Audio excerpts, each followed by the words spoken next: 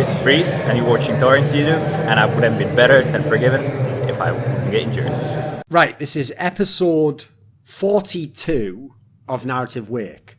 Now, obviously, every true nerd out there knows that the number 42 is the answer to life, the universe, and everything from The Hitchhiker's Guide to the Galaxy. So I wanted to make a themed episode because obviously I believe in like fucking, I don't know, Kabbalah or something now where now numbers represent symbols and I'm going to make everything themed around that. And I'm also into numerology now, Kelsey, apparently. So just have a lot of bizarre theories at the moment, don't I? So anyway, I got someone who obviously is, I thought, who in the esports scene is the most like a character from The Hitchhiker's Guide and or most likely to have read The Hitchhiker's Guide. So Peter Dunn here, Coach of Splyce. You might remember him from some past episodes. There was the one that none of you watched where we all did a really good job talking about season 5 Fnatic. I thought a fascinating topic, but you know what? You can't always decide what's blockbuster at the cinemas, you know? Sometimes movies flop. I can't be blamed for that. In fact, actually, one of my favourite movies of all time did that. I had similar problems.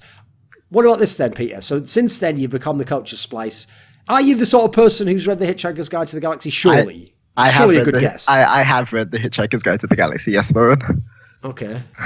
What do you think of the like that cosmology in it, like the kind of the universe that they build up, you know? I mean, in a philosophical sense or in sort of in the entertainment sense? No, I think it's, I admit I read it when I was, 15 or something? Even younger than that, so I thought it was a bit strange at the time, but I like, to avoid putting any spoilers together, I like how they set the scene and they put small details in early on in the book that become extremely relevant later.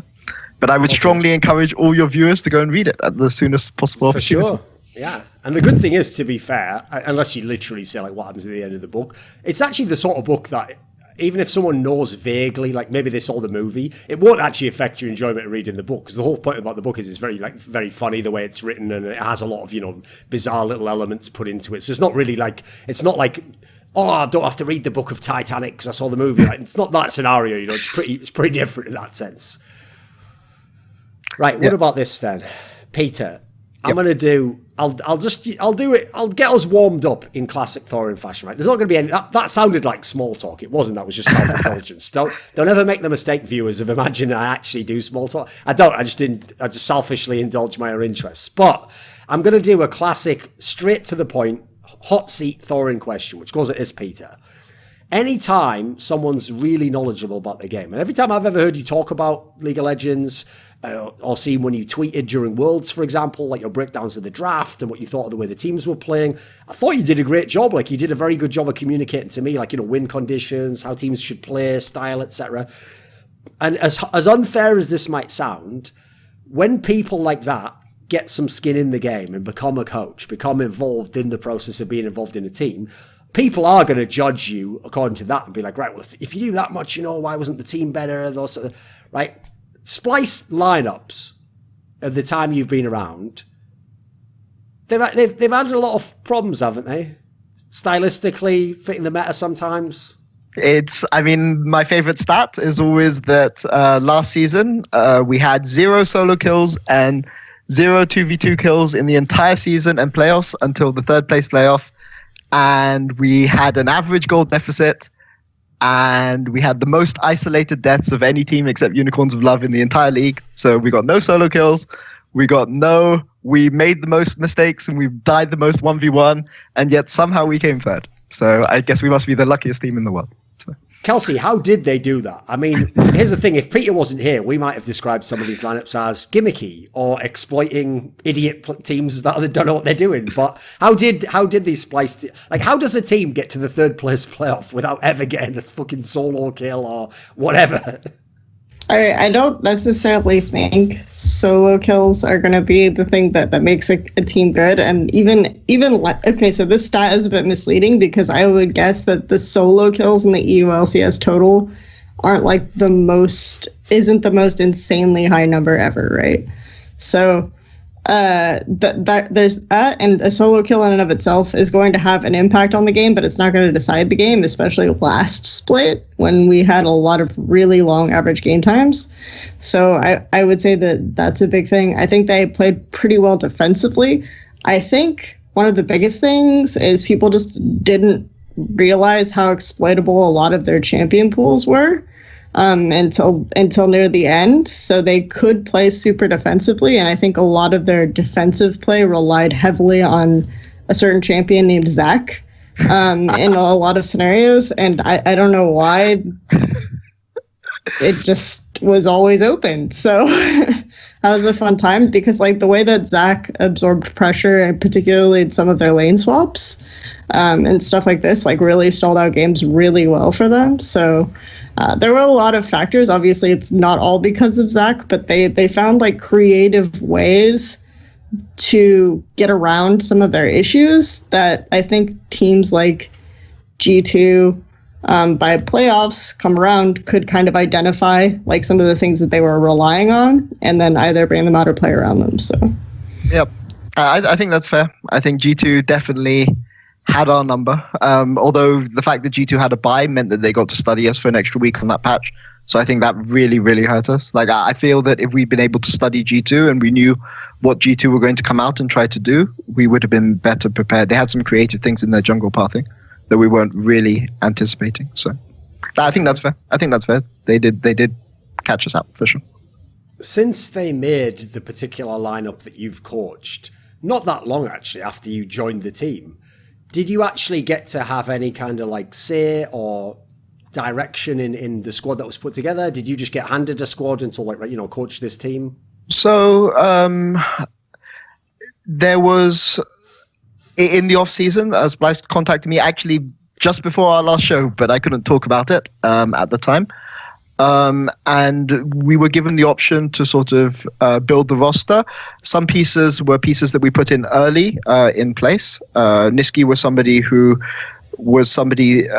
who came across very well, sort of in his interview, and as somebody who we felt that we could build a team with, and then we filled in sort of other pieces. Obviously, Kobe stayed and things like this. I can't go into too much detail because there's a few things which happen behind the scenes which are a little delicate, sort of in how they played out legally. But this was a roster which I was given a lot of freedom to sort of recommend people, and then we came up with a short list, and then we chose people from the short list, picking people who we felt would complement each other stylistically, and in particular valuing shot calling really, really highly. So we picked people who we thought could fill that gap rather than going for full mechanical players. So okay, right. So let's talk about some of the players in this team then. So for me, the big name of the team is Odo Amne, because he's someone whose career accomplishments, he's got a very nice resume. He's been one of the top players in his role for many, many seasons now. Big fan of him on this show. Love him when he comes on this show. What in your team, he has sometimes been used differently than the H2K lineups we think of, where he had a very defined playing style. What do you think of him as a player, and how have you tried to use him in your squad? So as an individual, I think it's more interesting. Odo Amne has a very unique sense of humor. I think we should describe it in that way. But I think that in this team, he's the veteran. I mean, Kasing is almost as old as he is, but has been playing on and off in the LCS over time. But Odo has been there since the start. I think he's the player that everybody looks up to, and I think he's the player who's the most willing to sort of sacrifice himself when the team is suffering a little bit. So sometimes at the start of last split, at the start of this split, he was the person who was willing to sort of pick the champions that would lose early, or not have counterpick when we maybe wanted to give him counterpick, so that other people could feel more comfortable.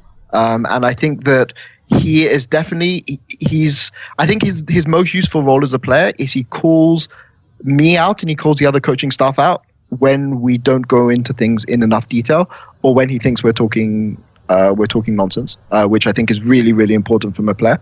I think sort of in how Splyce have built this sort of coaching staff, I think it's really important that we have sort of interaction between players and staff, and Odo is always that bridge, and he's always the one who makes sure that people are not bullshitting, basically.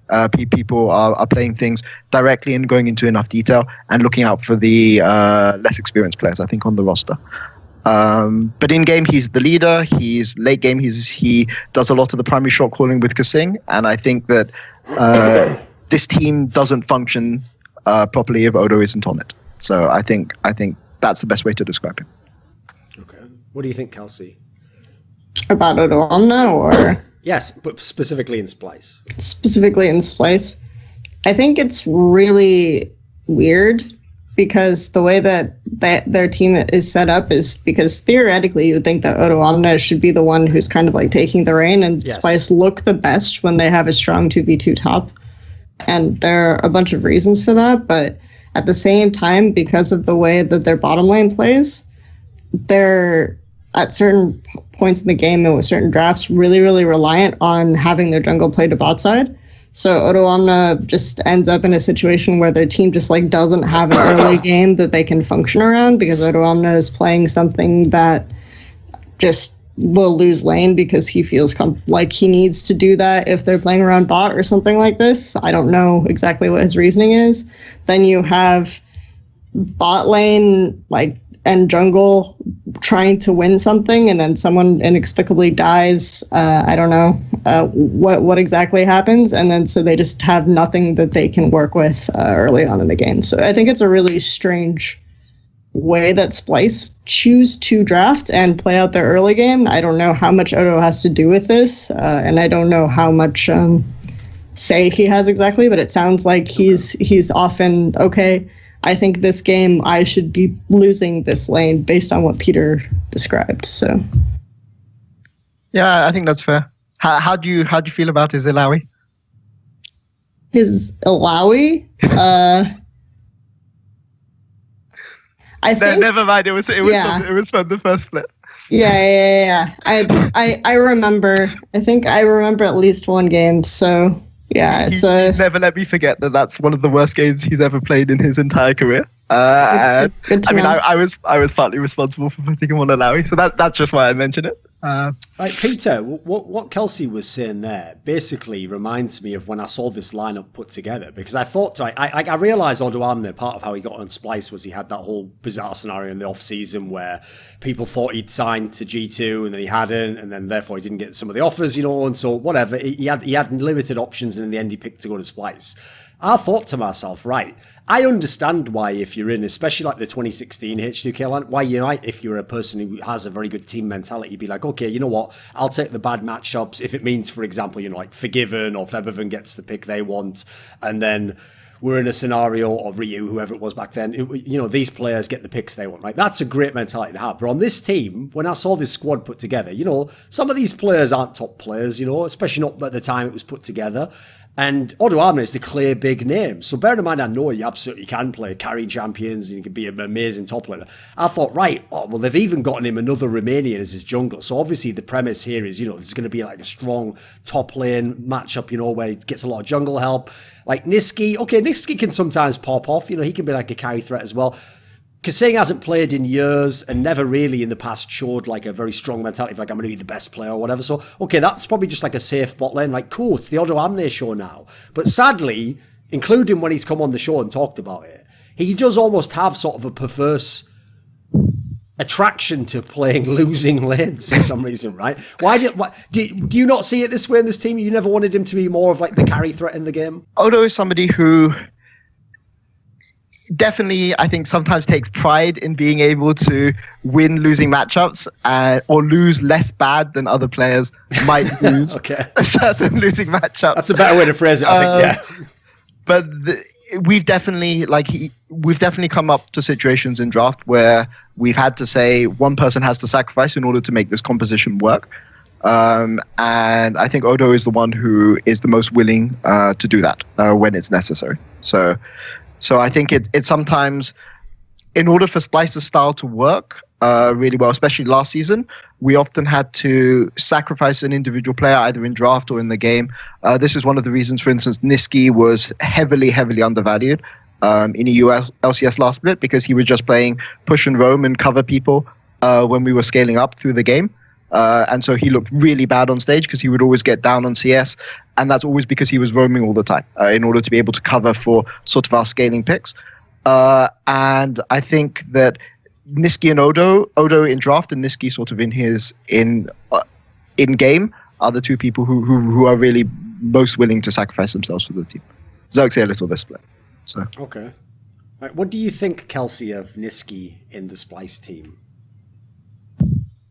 I think he's played better this split, but at the same time, there's just like a streak of games where he's played Zoe.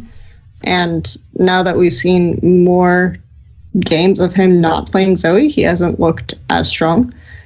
So I do think that we are seeing improvements from him, and he will have games where he is like just carrying the team in the mid to late game by getting the one pick that you need or something like this. But at the same time, I do still see weaknesses in Niski's play.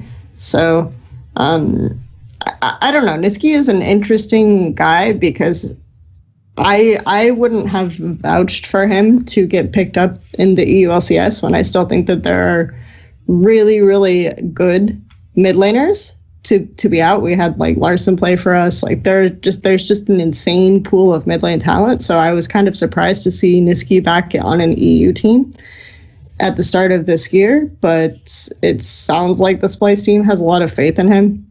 And so there's I guess they understand something that I don't.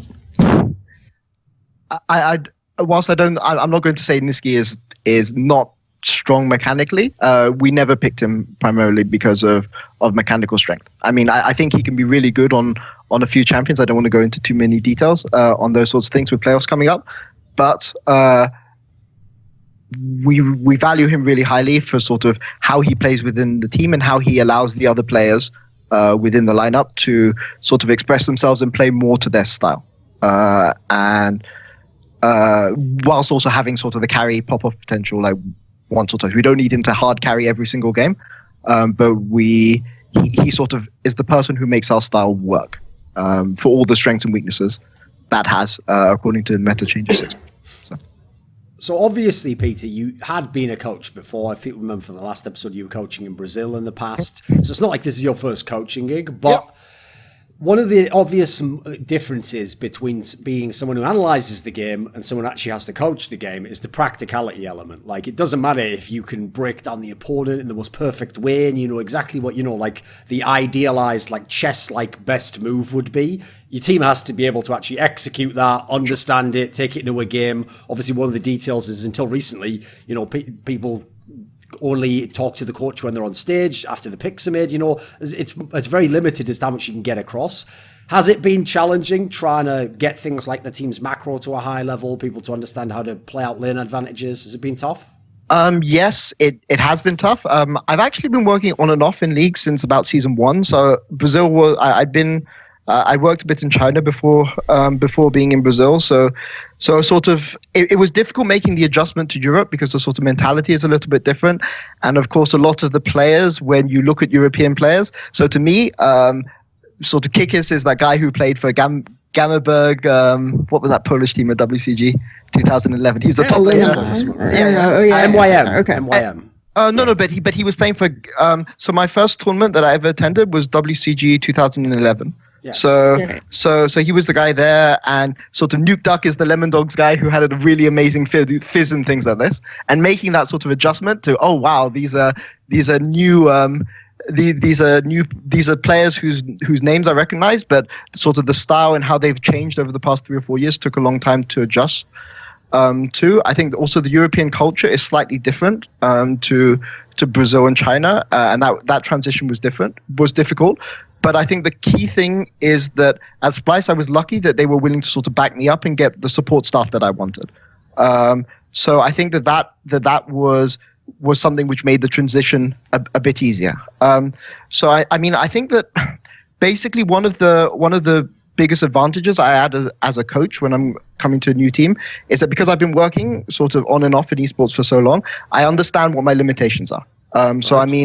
I think that sometimes you see sort of new coaches when they come in, they think that they're the best. They have a short run of form, and then they think, we can beat anybody. An example would be for instance, Jez's tweeting out, we are the best.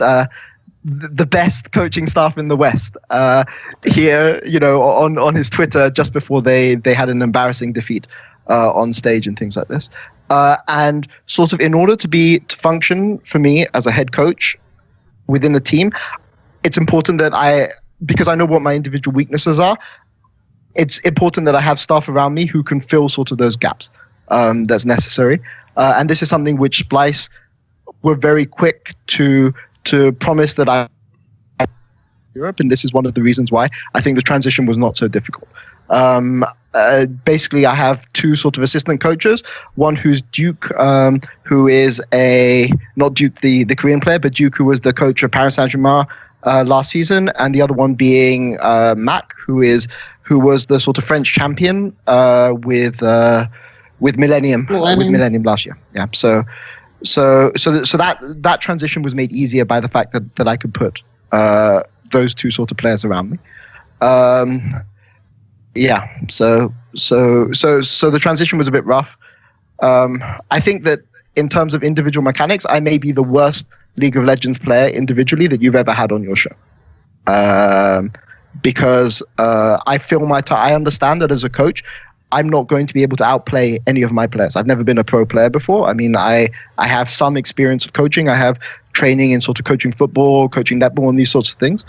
But the thing that I can provide players is I can provide them help with their macro. I can provide them help by sort of watching a lot of games. I follow sort of all 4 major regions except Taiwan and 3, sometimes 4 minor regions. And I try to watch every single game from 8 regions if possible. And it's important, and that's what I do instead of playing. So rather than concentrating on the game, I watch a lot. So it's important to have people to help transition that sort of raw data into sort of helpful information for a team. So now, a lot of people, Peter. The famous thing, obviously, for years, every Western player and coach has claimed is like, oh, of course I watch LCK. I'll give everyone a little inside hint on this one. When I ask like 90% of those same players, come on my LCK show with Emily, where all we do is talk about LCK, what you immediately find out, and they're not just saying this, by the way, to turn down the offer, because if people just say no to me, I'll say, fair enough, okay, I'll get someone else. Most of them say like, actually, if I'm going to be honest, I don't watch that much. Like they just watch, when KT plays Kingzone or something, but the problem is they know that if I ask them about like the fucking old Rocks Tigers team, they're gonna like be shit out of luck. They're not gonna have anything to say they haven't watched that team play. So if you watch all these regions, is that actually is that some core element of your coaching? Are you trying to take things from the other regions or see what works or whatever? Yeah, I think basically yes. It helps a lot with random sort of cheesy picks. So for instance, when you see Trundle Jungle being played in Russia, in Russia, or you see something like Tristana Jungle being played in Vietnam or something like this. Sometimes knowing that these things can be played, they may potentially be viable, is definitely something which can give you a heads up on the opposition. I think also one of the best sort of pieces of advice that I can give to sort of new coaches is you will learn a huge amount more about the game watching KT Rolster stomp Janae into the floor than you will sort of watching the sort of hype game between KT Rolster and Kingzone. I mean, lots of people, when they say LCK, they watch LCK, they really mean, I watch SKT versus KT, I watch, whereas, watching SKT versus KT is entertaining, but it actually doesn't teach you that much. I mean, like, there's specific things. For instance, we're filming this on the day that Kingzone played Africa, and there's a lot of things that Africa did with their sort of warding patterns and things like this, which were specifically effective against Peanut, which if you use them, I don't know, against Xerxes or Broxer or Yankos in EU LCS this weekend, they're just going to be completely worthless.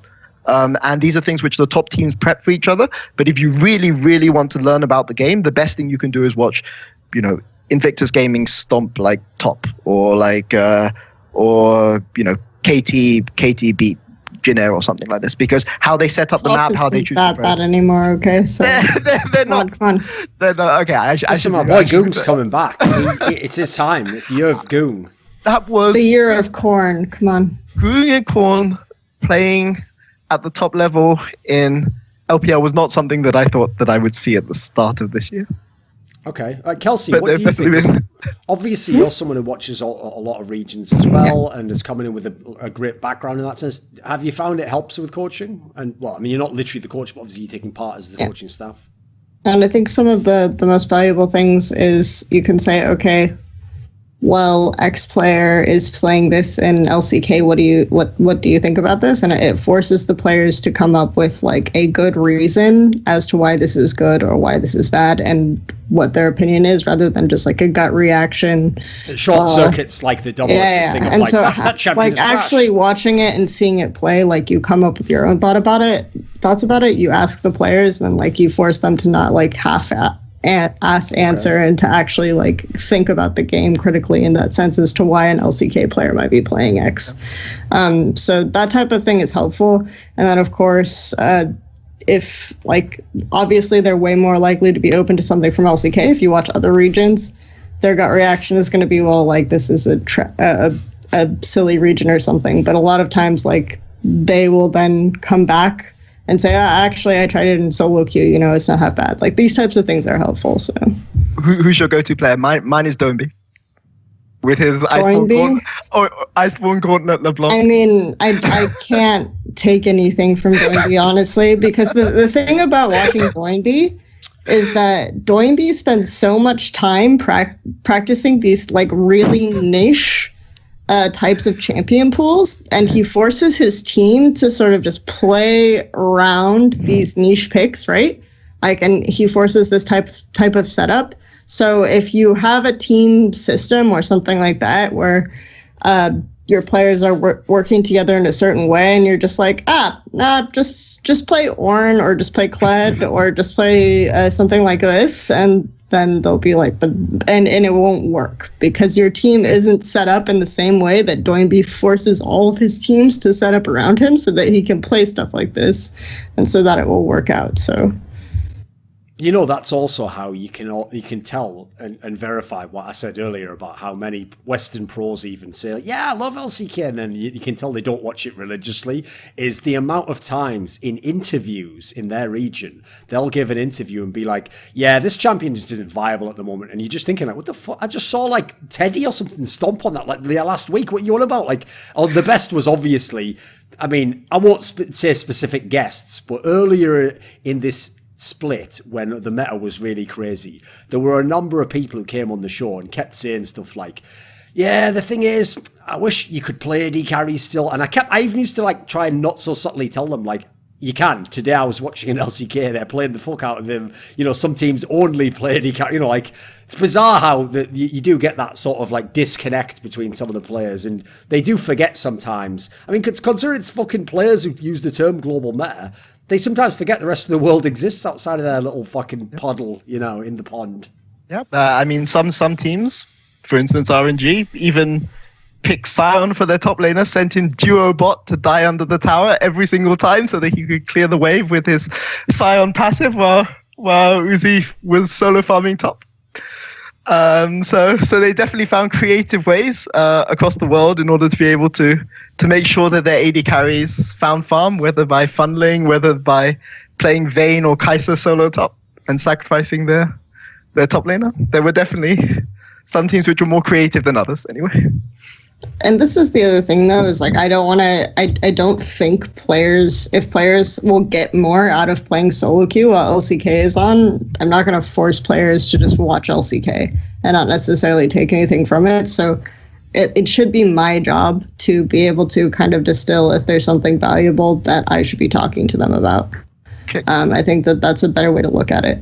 Can I just ask, Kelsey, so for your role in H2K, do you consider yourself an analyst or a coach? Just out of curiosity. And I talk to players and interact with players, but I don't know. I think that for me, there's probably still stuff I need to learn before I'm a full-on coach. But at the same time, like I've stood in for Veteran, obviously when he was sick. Like I ran scrims that entire week and stuff like this. So I have done like part of that job as well. And I still work, like I've worked closely with some players more than others and stuff like this. So I would say maybe for certain players I'm a coach, and for the other players I'm more of an analyst. Yeah, no, I mean, the reason I asked that question is because it's always interesting as support staff, sort of what we can provide to the players, right? Because, I mean, I'm never going to be better than Oda one day at League of Legends. Like, I can play for the next 10 years, and he's always going to be better than me. So as sort of support staff, it's always a case of thinking, what can I provide for this player?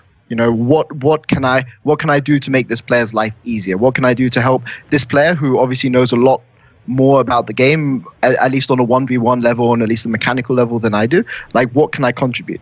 And this is the kind of thing which I think that when we talk about coaches and support staff in the West, I think this is a question that people don't really ask themselves anywhere close to enough. And I think that it's something which you see in conventional sports all the time. I mean, Roger Federer, who is like the greatest tennis player of all time, has a coach. Yes. And I mean, what is that coach teaching Roger Federer about tennis? I mean, he must be providing something.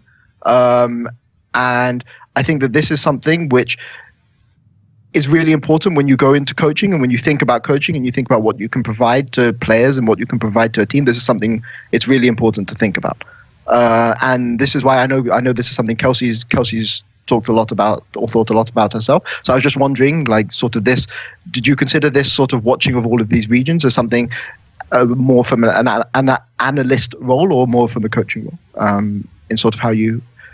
I mean, they're just titles. Yeah, I guess I have trouble like affixing a title specifically to what I do. I think that I came in and I just did a lot of VOD watching and condensing information from VODs, because this is what I was doing before, right? As a journalist. So it was basically my big thing is I watch an insane amount of VODs every day, and then I try to distill them for the public. So it was just like changing and deciding what information is way more useful for players. And so that kind of became my role. And then there were ways in which I would interact more with certain players. And then so it's like you said, like you cannot be, I think an important thing is you cannot be the same, you don't provide the same thing to every single player, right? Different players will have different needs and will want different things from you. Like some players might be more interested in what build is good for this. Like, can you do the math on X for me? Like, is it who's been playing this in LCK? Like, why did they run this? Like, what is happening here? Some players might not want any of that. Some players might need something completely different. Maybe like just making sure the air conditioner is working is something that needs to be done that day, just like you find out like the thing that needs to happen. And that's kind of how I view my role. And I just see like what gaps can I fill that Veteran isn't filling. And that's kind of what happens. So. Yeah. Like, I mean, I've always thought this was really interesting when you come to esports and when you think about esports coaching, because generally, sort of, we have this idea that you have a coach, and the coach does what people do in conventional sports. But actually, if we sort of look at the really successful teams that have been there historically, you always sort of have this division with responsibility between what I guess you would sort of conventionally call sort of a head coach and what you would call a strategic coach. So the head coach, for instance, it's their role to make sure that the team is, 7 out of 10 in everything. So if you don't have good leadership, then sort of the head coach has to help fill that gap. Or you have a lack in your mid-game macro, the head coach has to learn about that sort of thing in order to be able to plug the gap. Whereas you have sort of a strategic coach, or whatever other teams call him, whose job is to be like 10 out of 10 on something, or 9 out of 10 on something. And they don't have to be a generalist like the head coach, but they have to be really, really good and specialist in certain areas. And I feel that sort of when I talk to teams and when I talk to sort of coaches and that sort of thing, people don't really think in those sort of terms about whether they want to be more sort of a generalist person or more sort of a specialist. And that's just something that I think is still developing, and it will continue to develop. So I just that's just why I asked that question, because it's interesting to talk to somebody who works for another EU team. So. I think it's.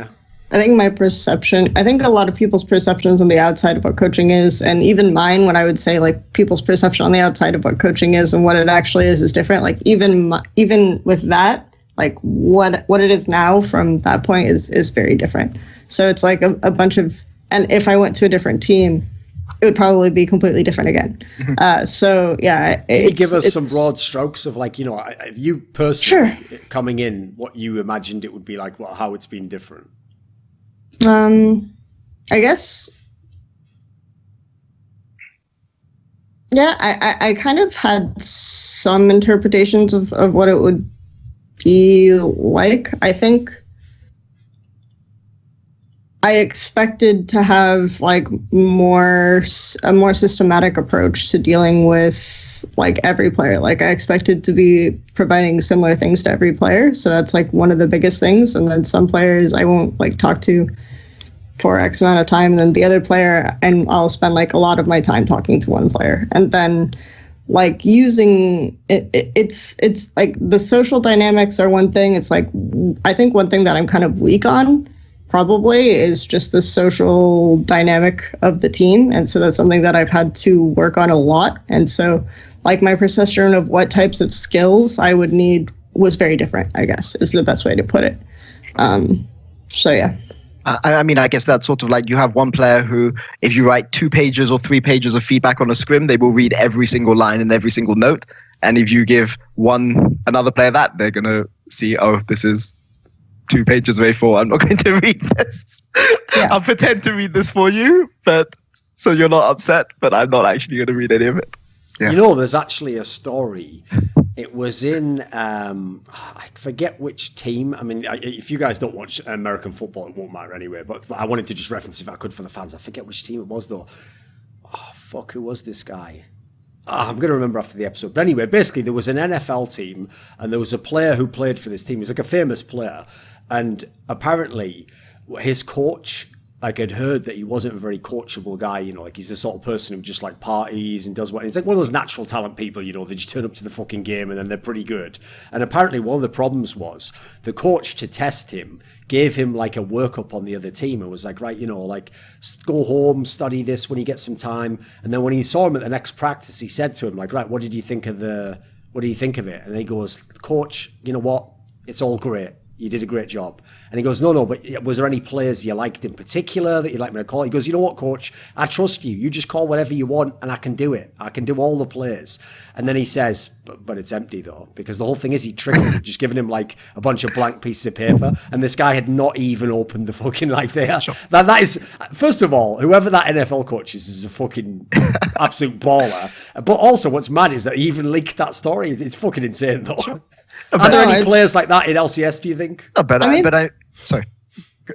I would say the thing is with a player like that just means that they're willing to, like, whether because he doesn't want to take responsibility for making the decision or whatever, he's willing to let the coach just decide whatever, you know, and then just like go with what the coach says in the moment. And so that's something to talk about. It's not even like arrogance, or they just don't necessarily care in that situation. But I mean, it's also it can also be like some people don't learn that well by reading thick manuscripts. You know, they would just prefer either simple pictures or they prefer to learn by discussing and that sort of thing. And that's why I think sort of when we look at LCS, so there are certain people in LCS who've had in the past fairly or unfairly had reputations for not being very coachable. But I mean, to what extent is that the player not being coachable, or to what extent is it the coach not coaching the player in the best way that that player can learn new skills or pick up new information or that sort of thing? I mean, not everybody will respond well if you go in and say,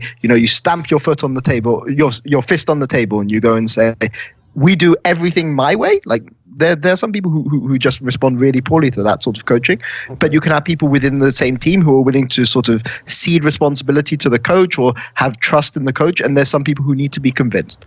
And I think that just to loop back to Odoamne, like Odoamne is definitely the type of player who isn't just going to take what you say at face value. Like you have to make sure that you have a rational reason for doing what you want to do, and you have to make sure that it makes sense. And if it doesn't make sense, he's not going to sit at the back and, you know, nod and smile happily. He's going to call you out on it, and he's going to say, "You like, what are you talking about?" And it's always really valuable to have people like that in your team. But I know that there are definitely some teams who might find that kind of attitude difficult to deal with. But I think it's critical. It's critically important that you have somebody, either a player or somebody within your coaching staff, who will call you out on that kind of thing. And I just think that the very fundamental nature of these players, like they're going to be players who are more inclined to learn by doing, because how they learned their craft was literally like playing 12 plus hours a day, grinding out and figuring out, oh, well, I shouldn't have moved there, you know, just over and over and over and over and over again. So they're not going to be, and this is why there are scrims in particular, because they aren't going to be the ones who are learning from watching VODs or reading as much as just naturally. Of course, you get players who do learn a lot from that. That's good. but naturally you'll get players who are more inclined to learn through doing. And if you have coaching staffs that are full of a lot of people that learn from watching VODs and reading and stuff like that, it's about finding ways to translate that information so that it's helpful and useful and that they absorb it. And so that's kind of a tricky part at that point. I agree. But I worry that people, for instance, will too quickly go and say this player is stupid, or this player doesn't understand things, or this player is not doesn't have an aptitude for the game, or this player can't be coached. Instead of saying, what am I doing wrong that the information I'm trying to pass on to this player isn't passing on. It's really easy as a coach to try to put that responsibility on the player, whereas actually as a coach, your job is to make sure that your players understand you as best as they possibly can. And if you are working with a team and you've worked with them for 6 weeks or something like this and you can't help them improve, maybe it's not on the team, maybe it's on you. And I think that's something that is difficult to face as a coach. And it's really important, at least for me, that's why it's really important for me to have good support staff by my side who will tell me if they think that we could do something better, or who are willing to be really frank in individual discussions about what's going wrong. And I think that there's certain teams where there's been an insecurity, maybe on the part of head coaches, where they don't like to be told, you're doing things the wrong way, or maybe you can adjust this kind of thing. And it stops your development as a coach if you basically have all these yes men around you. You have no way to get better. And I don't think coaches necessarily they want to help the players get better, but they don't focus on ways on how they can get better as individuals. And I think that's maybe the next development that we'll see in coaching in the West. If you're someone who's watching and has watched a lot of VODs in League of Legends, and I know, listen, okay, at least on a VOD you can 2 times the speed if you're just looking for the jungle pathing or whatever.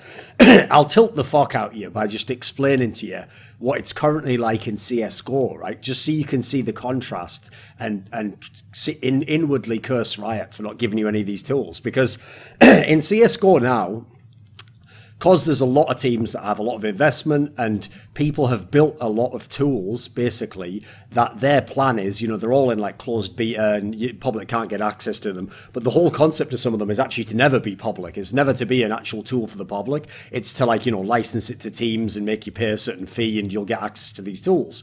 So we have these 2 different tools that I've been using recently that are unbelievable. One is for watching lots of VODs. And basically what it does is it takes an actual demo file replay from Counter-Strike, and instead of having to load it up through Counter-Strike, because we already had an advantage on League of Legends that we had demos, we had replays, but the actual UI within Counter-Strike was very, very bad for playing demos. If you wanted to watch it to study, if you just want to watch it all the way through, it's fine. But if you want to keep going back and check from a guy's point of view and rewind it, so it was very, very bad for that. The menu was really hard to click on, and it would skip past where you wanted. So they made this standalone tool where what it does is it takes the demo and you can watch in a standalone player, kind of like a video, except it's not actually like a video. It's doing it real time. And crucially, what it's done cleverly is it's not the same as Counter-Strike with the engine and stuff. It's way more limited. So what they've done is, for example, on certain things, the graphics don't look as good when a Molotov's on the floor, for example. It'll just show sort of a very limited fire graphic, because you don't really need to see the specifics of that, but it's amazing for watching demos, because not only can you literally click anywhere through the demo, every point of view, set up one-on-one screens side by side so you can see what someone was doing at exactly the same time. You can also even do shit in the bottom, it has a bar where you can literally skip to exactly where the kill took place in a round, or where someone threw a smoke. You can so quickly go to everything. That's just for watching the demos. So you can already watch the demos like a god. Then there's another tool that someone gave me access to that's a stats tool. And again, because we have demos, in a Counter-Strike demo, you can actually just throw the demo into one of these stats engines, and it can pass the whole demo, all the listings of when the kill happened, when damage was done, everything. And so as a result, in this stats tool, I could isolate literally everything. I can tell you when this one player is stood at this one point on this one map, how many times he gets a kill and from where, and who is most likely to kill him from where, and where his teammates' vicinity should be for him to have a 5% higher chance to get a kill. It makes you wonder, doesn't it, Peter? Like, people having to watch his YouTube VODs go, like, scroll back again. Oh, let's look on the minimap. Does he get a kill there? Like, it's a bit depressing, isn't it, when I tell you all that? A little bit. Why are there? And just the very fact that you have to watch VODs with replays, and then try to figure out what happened during the replay, because usually the replay is happening while players are backing and setting up for the next play. So you miss the entire setup for the next play because of the replay, and it's just very super fun. Yeah. Definitely. So even if they just released YouTube VODs without the replays, just the broadcast elements, yeah, that would be totally fine. But no, we're good. Here's the thing I actually find crazy. Maybe you can give your thoughts on this. Not even just a spitball idea. I'm amazed just for the teams themselves that they don't just give you like a recording of that one person's PC. Just have that record, so you can at least see your one player's whole entire thing he did on the map, etc. Sure. I mean, that would be helpful. We get the in-client sort of replays of our games, but yeah, no, I definitely agree that would be useful. But I mean, the problem is, we're at the point now where, like, for example, in the NA LCS, where there's that much money, it's not even that cost prohibitive to do it anymore. It'd be very simple. But I mean, the problem is, Thorin, that you know, if you compare the West to, say, China, okay, so at MSI, RNG brought 25 members of staff to MSI. EDG at Worlds brought 18, not in China Worlds, the Worlds before, in the US, they brought 18 people with them. I mean, in the West, we have sort of a head coach and like maybe an assistant coach and maybe a strategic coach who's building all of these tools. And I mean, this is like, I'm sure EDG have somebody who they go in-house and who makes all of these fantastic things. And it becomes very difficult to compete.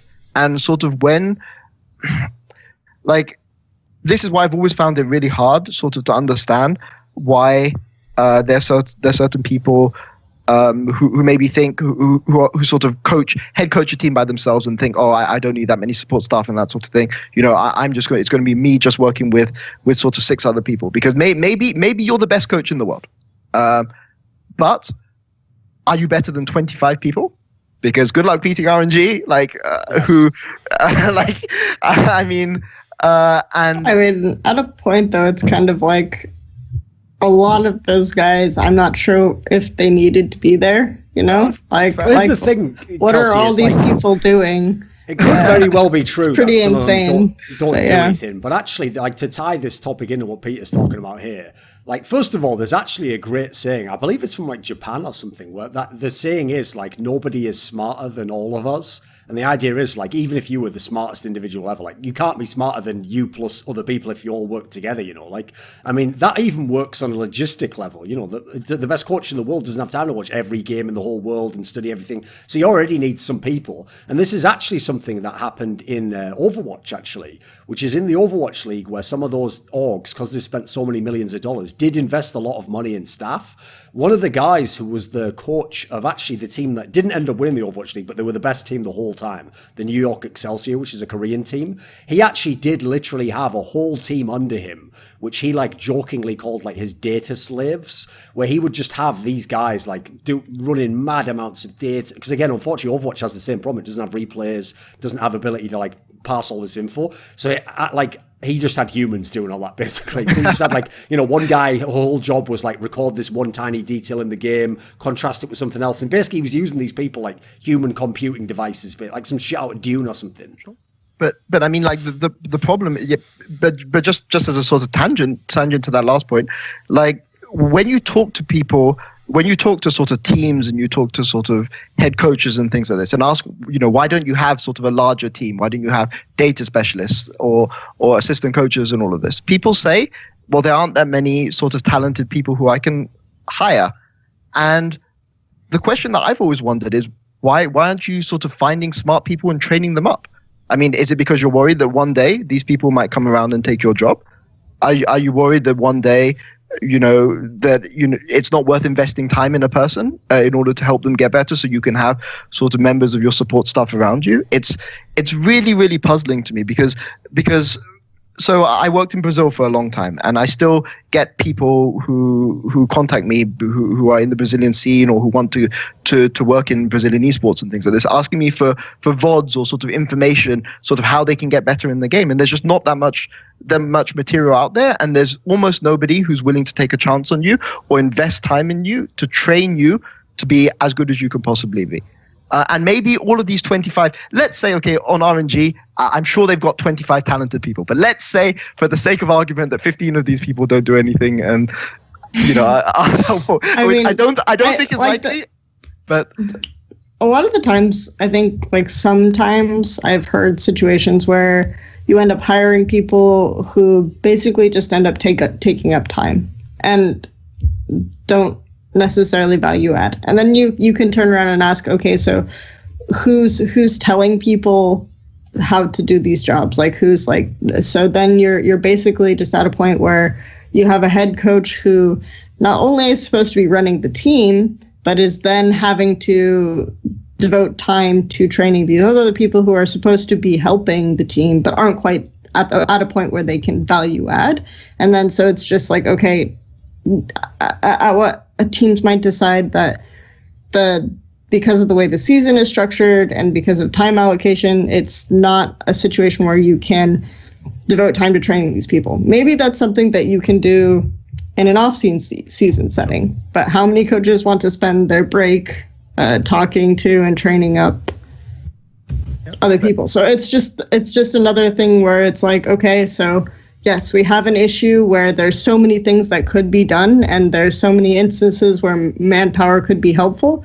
And you're saying, why aren't we training people to be able to do these types of things? Well, I think for a lot of teams, it just comes down to my time is already limited. Now you're giving, because I don't have people who are already trained, and now you're telling me that I have to spend more time training these people, and maybe long run, it'll really help me out. But in the short run, my team is losing every game, et cetera, et cetera. So it's just like kind of a question of how exactly do all these pieces fit together? How do we get to this ideal world that I think we're still working on?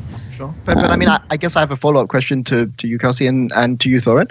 Do you think it's possible to win if you don't take the chance? Like maybe you have to invest time, and maybe you have to invest, maybe say you decide to work on 5 people and 3 of those people are completely useless, and like, you just wasted days of your time. If you're trying to win, and you're trying to win on an international level, and you're just going to be outmatched, say 10-1, okay? How can you win if you're not willing to invest time in sort of helping other people get better and helping them sort of to get a step up on the ladder? Because these teams are going to these Chinese teams and these Korean teams are going to outstuff you. I'm not 100% sure that a lot of like the performance staff is really like the thing that's an issue. I think a lot more staff that could be looked in, that probably a lot of those 25 people that RNG brought weren't performance related staff, right? They were probably like a lot of them were, okay, your job is to be this player's translator. Your job is to go get Chinese food. Where's the Chinese food in America? Things like this, that I think like a lot of stuff to just take out the difficulty, like having someone clean, having someone make meals all the time, having an in-house, physio, stuff like this that could be really, really beneficial to a team, that I think is some of the stuff that we're, especially in EU, I think still in the process of sort of building up before you even get to the point of what do we want our performance staff to look like? What are we really missing? Rather than hiring a bunch of people and training them for things that we're not even sure what we want them to do, we come up with something that maybe, okay, this could be useful. We can hire a person and train this person to do that, right? And then I can do this, and then we have someone who's taking care of the kitchen so that I can focus on, like everything else. So just like hiring people as we think of stuff to do for them, rather than just like having a gigantic staff as being the objective, I think is more the step we're in. And I think that maybe we get to a point where we decide 25 people is too many, and we decide we can win with like 6 people. I don't know. Like I have no idea what an ideal staff looks like, but I think hiring 25 people just because RNG is hiring 25 people isn't going to make us win worlds. So Sure. there's that factor. That's fair. Also, the Chinese food thing is definitely one of those people's job is there to get Chinese food. 100%, like 100%. The thing with that for me is like I always found it a curious argument. Like I always thought it was some mad circular logic because it's the exact same conversation, Peter, that people used to have in the West about do we need coaches, which would go, well, there aren't really any good coaches right now. So if you hire someone, they're not going to be that good. It's like, yes, follow that logic through and you will now never have coaches. So do you want coaches in the end? Because what they never thought of there is like the investment cost to the opportunity, right? Which is true. And it happened. A whole bunch of the first generation of coaches in League of Legends weren't really that good. In fact, a bunch of them didn't stick around top teams. You know, many of them aren't even in the scene or they've gone off to other regions, wherever, right? But the process of committing to having a coach and to demanding more and more from the coach and giving him more and more responsibility is undeniably what has produced the ability to have lots of really good coaches, which now we have quite a lot, and it only seems to get more every single year. And you know what? You get people who start out not that good, like many people who are learning something. And yes, on your team, okay, sure, unfortunately, you caught that guy too early. Maybe he wasn't that great now. But 2 seasons later, now he's got all the experience. Maybe he's amazing now. In fact, maybe the hard times of being on a shit team is what made him a great coach today. No, I definitely agree. Like, I think that just to use American sport, like Greg Popovich, of the San Antonio Spurs in basketball, has always said publicly that he wants to have, people who will go on and, fight him for championships in the future as his assistant coaches now. Like he wants to have... It's actually happened in a lot of sports, like in American sports. Basically, like that, what you were saying before about the worry of like, is this guy going to replace me?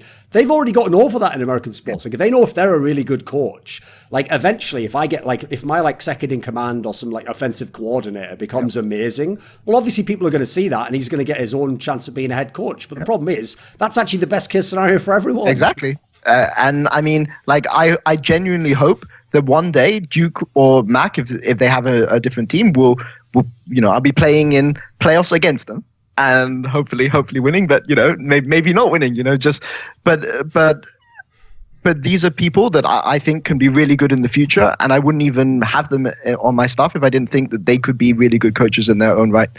And I think that sometimes it's taken a long time for maybe people to make that choice. And I think it's still a choice that people are only slowly progressing towards making. The thing is, though, what Kelsey's like objection to the specific like RNG example was, I do think does have value though. Like it's not like you can just say, well, let's just hire 10 people and like, I guess you just watch the VOD of this region and you I don't know, try and figure out what champion, doing that doesn't make sense. To me, the way it would make logical sense to build up a big staff like this would be you would get someone like Daylor, maybe yourself even, and you would say, right, because by the way, this is actually how they do it in professional sports. You would say, right, your job is going to be, your title is, you are like president of, in this case, it would be League of Legends operations within Fnatic or wherever it might be. And then what you would do is, because you have experience as a coach, you would then start to craft these roles. You would figure out, right, if I was, like, obviously, when I was just a coach, I had to take a lot of these responsibilities myself. But if I was to divide them up and delegate them in a way that people could actually specialize, but they would have their own job, and then eventually, it would all feed into the hierarchy of whoever the coach is, and he'd get the reports, then you would kind of craft what kind of person you need. You would learn what... That would be the ideal right kind of route to get to that, I think. And obviously this is going to take a lot more investment, to be fair. Of course. Yeah. And I think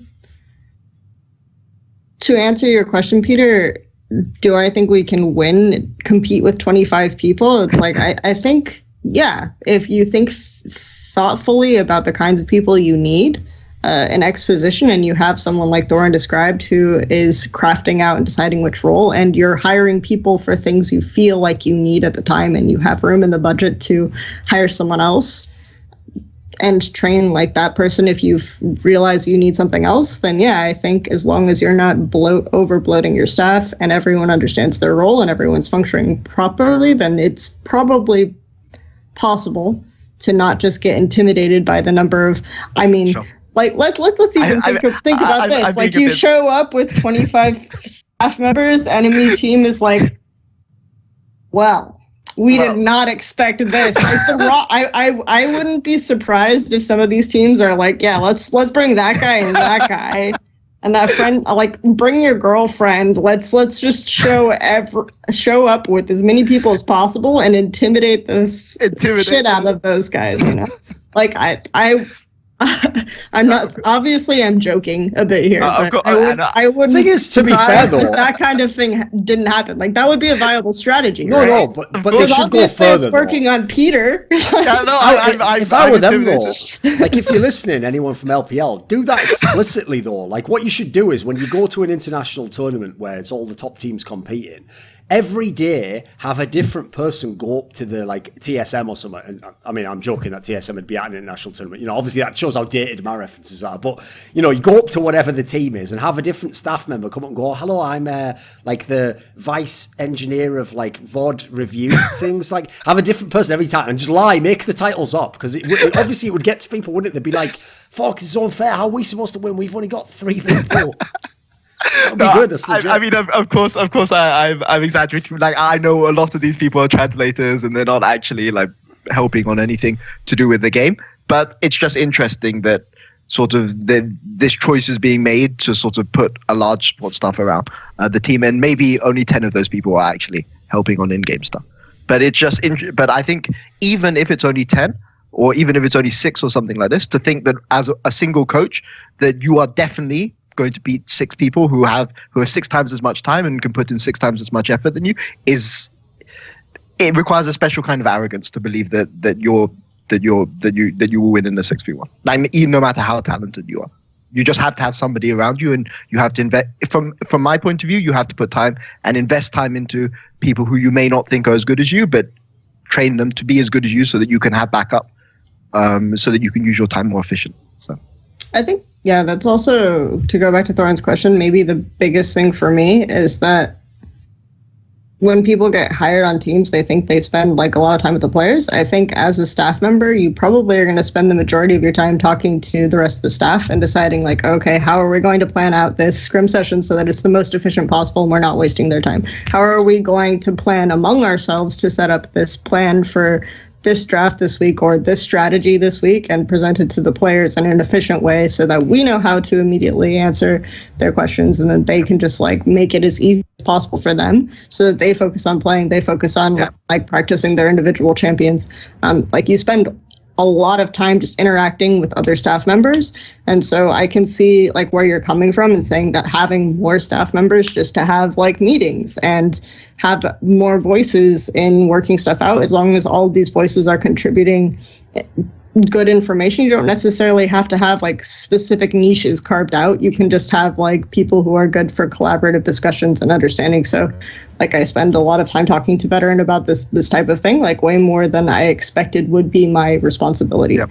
And I think that that's good, right? Because like, you don't necessarily have to have the players involved in every single setup, because that's not their job. And I mean, if it means that the players can focus 12 hours a day instead of 15 hours a day to the game, you know, to scrims and to practice, or 10 hours and be fresh for the entire season, if that's what it requires, then I think that's a worthwhile investment. And maybe we don't need to go down the path of having, you know, 6.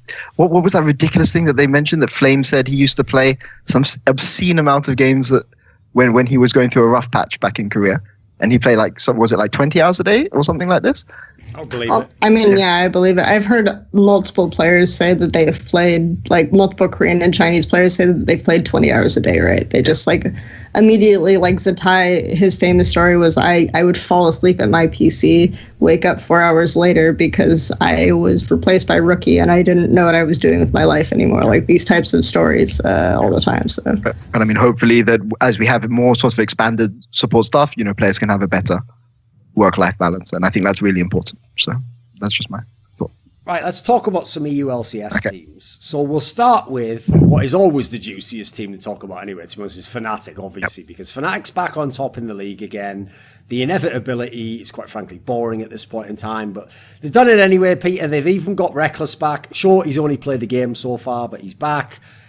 We no longer have to just get fucking emo updates on him every week and why he isn't playing. He's another player, by the way, where he's absolutely, I will call him out, he's absolutely one of those players I was referring to earlier who just like continually does interviews like, oh, I wish they had bloody AD carries. It's like reckless, they absolutely do. They're even playing them in your league. In fact, people are beating your teams with them. Like, please stop saying that. That is just, you either are just living in a fantasy world or you're just lying, basically. So what do you think of Fnatic? Like, why are they back on top again, Peter? So, just as a side tangent to this, so I think it's really interesting contrasting Misfits and Fnatic.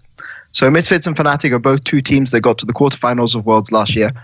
And one of the narratives which has always really confused me since I came to the EU LCS at the start of the split is everybody sort of celebrating that Misfits lost 3-2 to SKT in the quarterfinals of the World Championship. Now, RNG also lost 3-2 to SKT in the semifinals of the World Championship, but nobody's celebrating RNG only lost 3-2 to the team that lost in the finals of Worlds. I mean, what RNG did is they thought, okay, how can we go and beat this team? It's frustrating to continue to lose to Koreans. What are we going to do? We're going to get the best jungler that we can possibly. Kelsey and I, from discussions in the past, disagree about this, but we'll say one of the best non-Korean junglers in the entire world, and we're going to slot him into our team, and we're going to work on our macro. We're going to try to work out things that we've done wrong. And as a result, RNG won LPL, and they were very successful at MSI because they saw it as a stepping stone. Nobody in China is congratulating RNG for losing 3-2 to SKT. But if you watch the broadcast for EU LCS, Misfits, every single time Misfits were on stage in the first 5 weeks of LCS, there was always some commentary about their Worlds run, about how they'd only lost 3-2 to this Korean team, and about how this was a great performance and things like this. And I wonder, so I don't want to say that Misfits bought into this, but it definitely affected sort of how they approached the game, and how rather than trying to adapt to the patch, they thought, okay, we're going to go and play.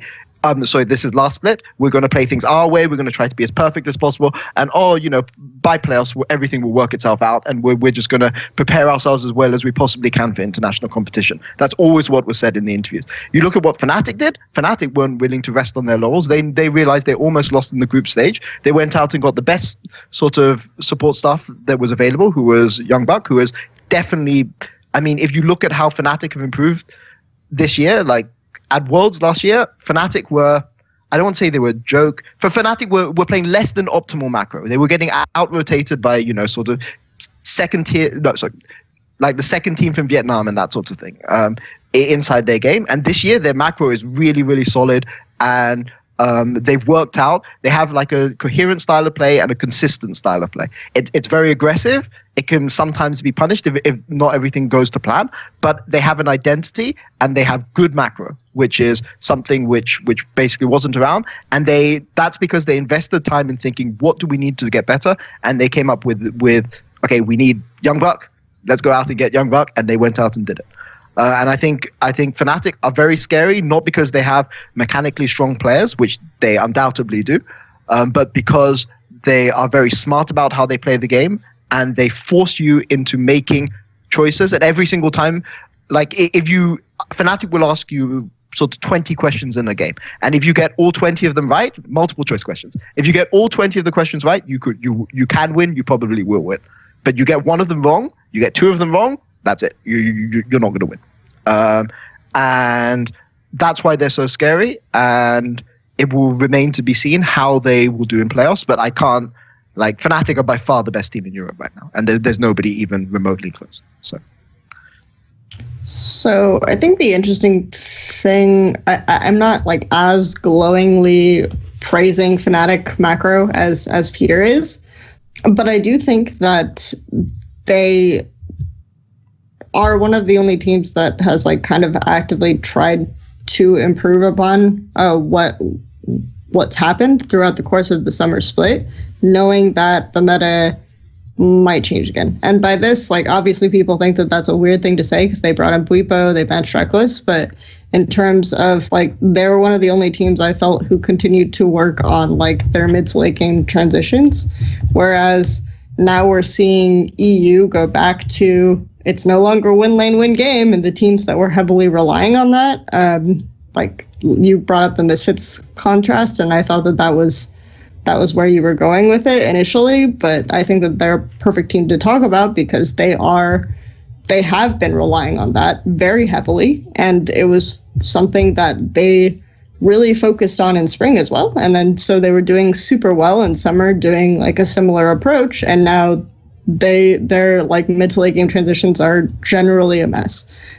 So I think that's something that Fnatic didn't drop the ball on, and they kept like working on certain fundamentals of the game that I think a lot of teams kind of overlooked because they didn't have to really focus on them early on the split. So Sure. So, Peter, obviously one of the, as I alluded to before, bizarre elements of the story with Fnatic is that the biggest name in Fnatic is Reckless, and he wasn't even playing for most of the split. It still didn't matter. They were still a very good team, one of the top-ranked teams. Obviously, they were making Whipple work very, very well. Now they are faced with this difficult choice, though, which is when they bring them back, right, as much as people want to believe that we're going to be like, funnily enough, actually, Overwatch League is a game where admittedly they have different game modes, but they do actually have real substitutions there. Like, a guy really practices a specific thing. He comes in for a game. If you want that style of team, you use him. If you don't, use the other guy. And they've actually managed to make it work in a way I didn't personally think would work, because all the games I've ever followed, League of Legends, Dota, CS, typically you'd always say, if you were talking about it as an abstract concept, like, yeah, but the hit to the chemistry of the core players will be too much that, you generally would rather just work through whatever issue you have with the core players. So in this scenario, Fnatic is a team where they're really going to have to actually think about what they're going to do with this stuff, because in theory, all 6 players are viable players, are players who arguably even should be playing in the LCS, arguably even should be playing for Fnatic. So, right, regardless of what they will do, what do you think they should do with this squad, Peter? Well, like, if you were in charge, what would you do with this Well, lineup? but Thorin, I have to be really careful about what I'm like, about how much detail I can go into here, because there's a chance we play Misfits in the quarterfinals and Fnatic in the semifinals. Okay. So obviously I can talk a little bit maybe about how it is to prepare for Fnatic. So the fact that Fnatic can play with all of these different members and all of these different styles, and they are very, very distinct styles. For instance, in how Hylissang plays the game when he's with Reckless is very, very different to how Hylissang plays the game when he's with Soaz or if he's with Bripper. I mean, and that has knock-on effects to how Broxer plays the game, how Caps plays the game. And it's very difficult sort of coming up with game plans for both of these styles in tandem. I think Kelsey is right that their macro is not flawless, but it definitely forces you into a decision, right? You cannot be reactive. You cannot hesitate in coming up with an answer against Fnatic, because if you don't answer, it's as if you've made the wrong choice. So you have to match their sort of aggression with your own kind of aggression. And I think having this sort of chemistry issues could definitely hurt them. I don't know what's going on behind the scenes of Fnatic, but definitely being able to put a real threat that they're going to play 2 different styles or 3 different styles. Even just having Soaz and Whippo, and having sometimes Whippo playing top lane when Soaz is playing Heimerdinger or something like this, changes fundamentally how Fnatic play. And that is something which makes them extremely difficult to prepare for and extremely dangerous as an EU LCS rival. Maybe there's some teams in the world like Invictus Gaming or KT who can just match them on mechanics and just force the pace on Fnatic themselves. And I think that in Europe, sometimes Fnatic get to ask the questions so much that they're never in a position where they have to find the answers themselves. And it will be very interesting if Fnatic, if Fnatic go to international competition, to see how they match up against an Invictus Gaming or a KT who basically will just dare you, who will force you to play their style of game. And I don't know how this Fnatic roster will react, because we've almost never seen it. We've almost never seen it happen. But definitely having the credible threat that you are going to play one of 3 sort of combinations, either Whippo top, Soaz bot, or Soaz top, Whippo bot, or Whippo top and Reckless bot is what they're normally doing. I haven't seen Soaz and Reckless play together. But they've only played 1 game with Reckless back anyway, so... Yeah, but having that credible threat makes them incredibly difficult to prepare. So I think all the time they invested was worth it. I think it will pay dividends in playoffs. Like in regular season, for me, it was kind of like, yeah, I mean, we'll know in advance which roster it's going to be, and then we can have this laid out for that day, so it doesn't matter that much. And in fact, like, it makes them in some ways easier to prepare for, because you know, at least until Bupa started practicing Xayah, that like, they're not going to play ADCs if Bupa's on the lineup, right? These types of things made them a little bit easier to prepare for initially, but now that we can go into playoffs and they can, in mid-series, swap out Reckless, swap in Bupo, or swap in Soaz, because, like, I think you covered a lot, Hillsong playing with this, but I think the way they set up top and the way that Broxa plays changes a lot depending on whether they have Bupo or Soaz in the top lane as well. So you have these options, and I think it ends up paying out a lot more in playoffs than it was in regular season.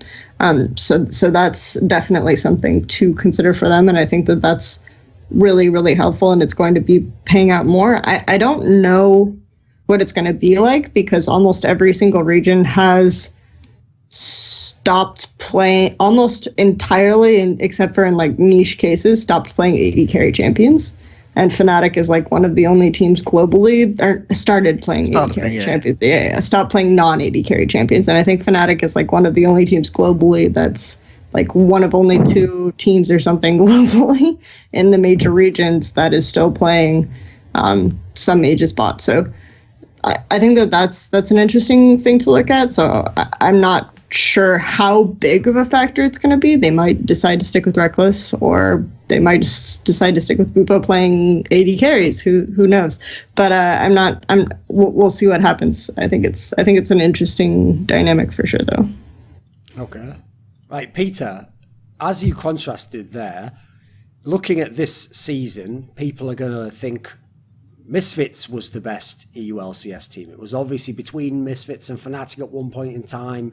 Misfits had that amazing run where they'd won so many games in a row.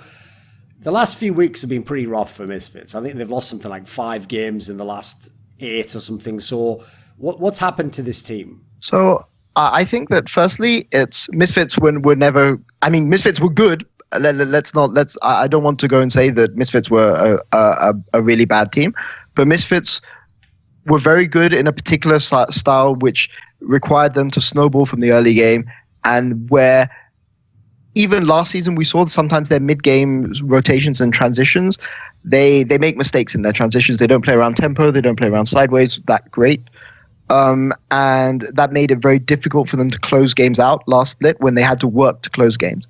And at the start of the season, Misfits didn't have to work to close games out. But the thing which concerns me most about Misfits is there's very clearly something going on behind the scenes. Because if you are a coach of a team, you have to have a very, very significant reason to sub yourself in. Because as a coach of a team, you have authority over your players, right? In theory, in the hierarchy of the team, you are above your players in theory.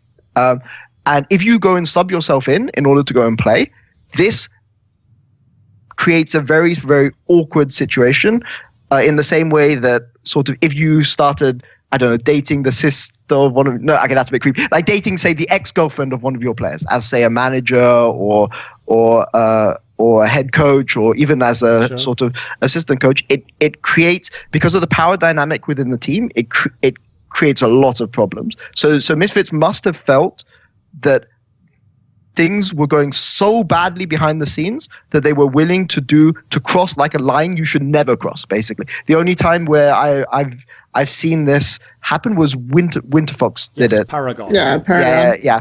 And I mean that was a disaster. And it's Mickey as a mechanical support is one of the best in the league. Like, maybe arguably the best, potentially even if Misfits come first this season, potentially an MVP candidate. And the fact that they felt as coaching staff that they should drop one of the most important players for your early game success and subbing your coach, and as a player you would have almost no way to veto that, is really, really concerning and suggests that there's a lot going on behind the scenes that we don't see. But I find that incredibly puzzling, and like as a coach of another team, it's bemusing, because like basically that is really that sort of thing is not something you should take lightly. You know, they tried to play it off in interviews and things like this. Oh, we were just trying things out for 1 week, or you know, we were just seeing sort of how things worked out, and maybe Jesus can give us a bit more shot calling and that sort of thing. But once you cross that line of using your sort of authority within the team in order to make a change like that, that's something which is not easily reversed. So things must have been going really, really badly behind the scenes for them to feel that they had to take that risk. So I don't know. I don't know how Misfits are doing in scrims and things like this, but clearly there's a lot more going on than meets the eye on the outside. So it's weird that they're saying we were only trying it for 1 week, because their announcement they made on Twitter was for the rest of the season, right? That this is going to be the change. Oh, really? Okay. Yeah, it's interesting that after the fact they're kind of backtracking. But the way that it was set up, even on the EU Euphoria broadcast, was Jesus was specifically saying stuff like, I don't know if you watched the one where him and Sama went on, where he was saying that support is the in-game coach, you know? Like, support is kind of the coach voice in the game, and he was setting it up like that. And the idea that what Misfits really just need is someone mid to late game to give them a shot calling voice, and Mickey X isn't quite there yet. But my question is if you're training Mickey X to get to that point, and you really want him to be able to get to that point, do you make the decision when you theoretically have enough time left in the split? You're basically guaranteed for, I think, I'm not sure where they weren't locked into playoffs quite yet when they made the call, but it would be really, really impossible for them to not make it, or close to impossible for them to not make it at that point. Do you continue working with Mickey X and say that we're going to use the rest of the split to get Mickey X to that position? Or do you like kind of set him back in his development as being this type of shot caller voice you want him to be by subbing him out and then putting yourself in? So that was like, for me, the biggest question mark for how they set it up. Yes, but I mean, the problem with doing that, again, as a coach, is it's suggesting that you think that Mickey can never become that player, and that nobody else in your team of the other 4 players can fill in that role.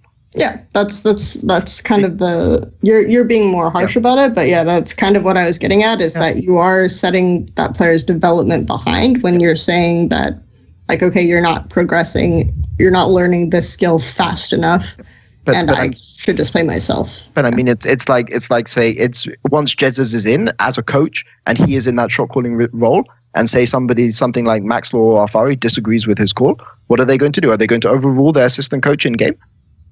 I mean, what if that call goes wrong? You're never going to hear the end of it. So I mean, like, I find it really puzzling. So, but I don't know what's going on behind the scenes, so I maybe I'm not qualified to have an opinion on this. So I'm sure Misfits fans will let me know. Yeah, I mean, it really depends on the dynamic that they set him up in when they brought him on, right? Did they bring him on as kind of like secondary opinion, and like maybe he was doing with the players a lot, and he was already kind of like a player, and he wasn't really taking the authority that the main coaching staff had, like that Hussein had, or something like this. Maybe he wasn't taking that position of authority, and he was really working more like an in-house sub from the beginning. Maybe then that's fine, but I don't know how it was set up at all. So that's the reason why I found it puzzling is Hussein has always said in interviews that Jesus was like the big sort of coming in, the sort of strategic, I can't remember what the exact word, it was something like the sort of strategic knowledge or know-how or something which was making Misfits a better team in the split. So I thought that maybe that this was a clear thing in favor of Jesus's coaching. So of course, maybe you're right. Maybe Jesus has only been like a sub all of this time, and Hussein has just been really modest and, you know. What do you think the odds are that Misfits wins the LCS now? 0.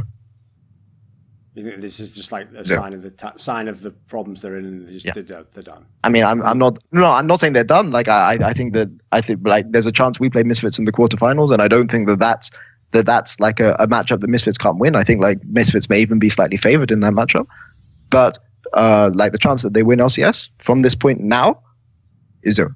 Like they cannot win LCS. They can maybe get to the finals. They can maybe get to the semifinals.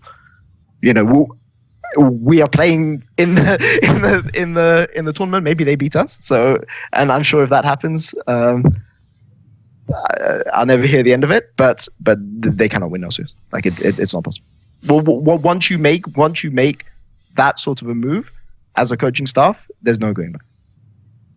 I don't think they're a better team with Jesus either, based on this weekend's results and games. I just don't think they are.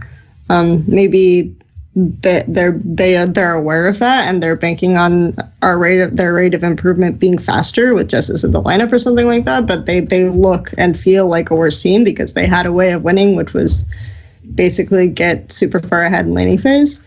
And now that doesn't work for them, and they're playing much more towards topside as well, based on obviously a very small 2-game sample size, one of which they were playing against my team with Shook playing bowling.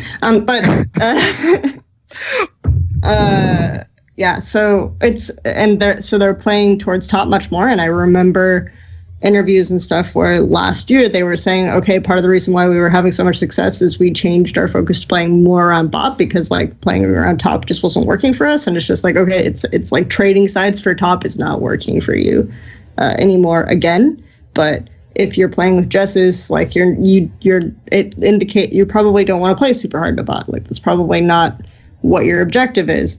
So it's kind of a mess for a lot of different reasons, and then their mid-late game doesn't seem that great. Minus the fact that they obviously had a Baron steal, and we're not going to get into that. But yeah, you can still play to bot though. Jesus is not an awful player. I mean, I don't think he's an awful player, but it looks like they want to play more to top, and they want to put Justice on these safer picks like Braum or Tom Kench or something like that, which is what they've played to more for. I'm not saying Justice is an awful player, but I don't think that's what they want to do with Justice on the team. Seems to be what they want to do.